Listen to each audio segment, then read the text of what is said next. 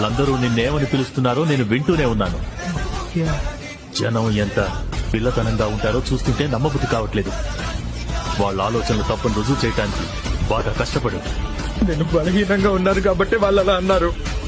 నేను బలహీనంగా ఉంటాను కాబట్టి నన్ను వెక్కిరించారు. మనకెంతో పరిజ్ఞానం ఉండొచ్చు, మనం ఎంతో సృజనాత్మకంగా ఉండొచ్చు, ఎంతో సానుభూతి కలిగి ఉండొచ్చు, కానీ బలవంతుల్ని ఎదుర్కొనే సమయంలో అవేవి మనల్ని కాపాడలేవు.